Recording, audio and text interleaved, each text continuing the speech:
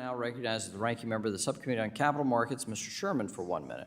Today's hearing is an attack on capitalism. Under capitalism, those with capital are given the information that they want to make the capital allocation decisions as they decide.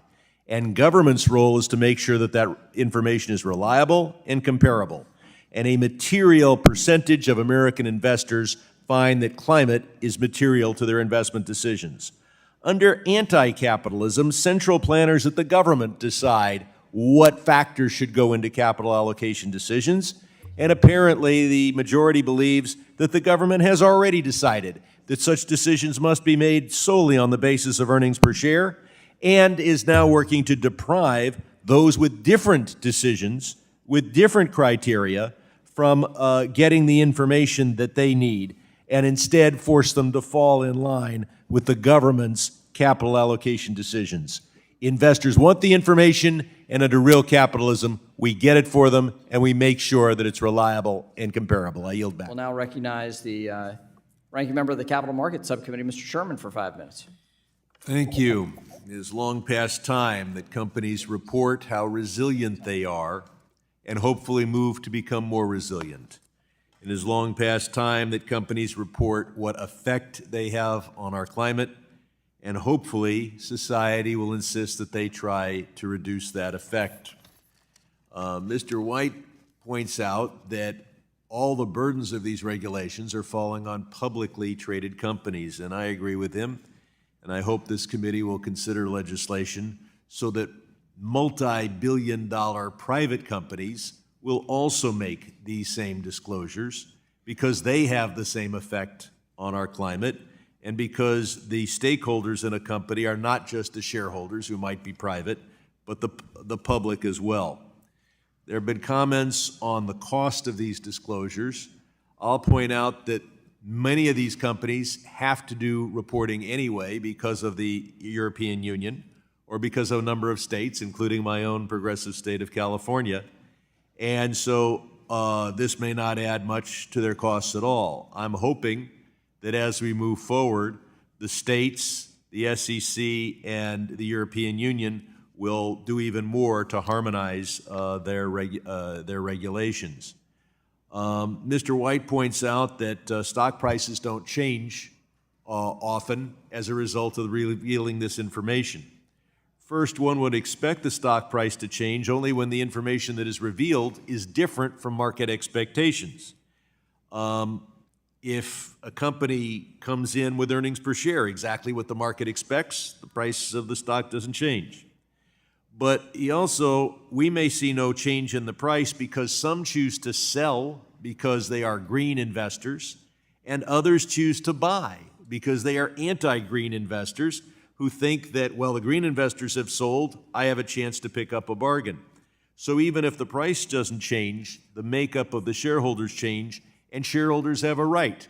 Green and anti-green shareholders have a right to the information they need. Mr. Wright says that climate change is not a problem for the operations of his natural gas company. I'll simply point out that a report on the 215 largest public companies indicates that they will incur over $1 trillion of losses over the next 5 years as a result of climate change. Whether his particular company is affected, I'll leave to him. I think the SEC has done a good job on climate. We now have to move toward other necessary disclosures.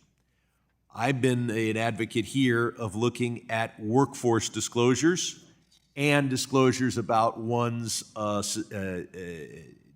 exposure to China, because an invasion of Taiwan is certainly a possibility, and the economic effects of that would be enormous, and shareholders ought to know.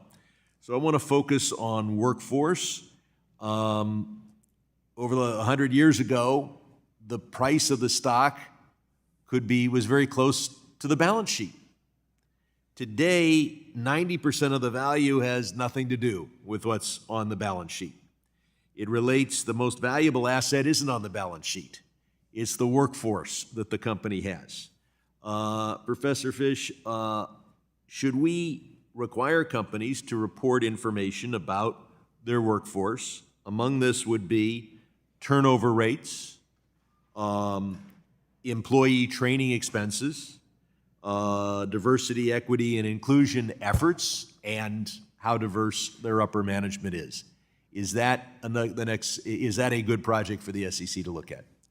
Mr. Sherman, absolutely. When I said that this was sort of a small step in terms of sustainability disclosure, investors have been asking the SEC for dozens of years, not just for modest climate-related disclosures, but disclosures with respect to the range of new and challenging issues that go to a company's resilience. And human capital management is right up there at the center of those issues.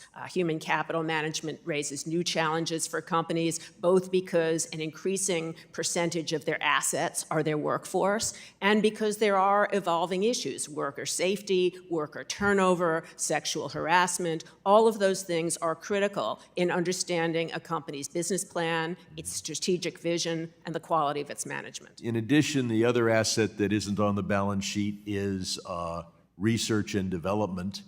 And I have urged on many occasions, and often with the FASB, that R&D expenses be capitalized.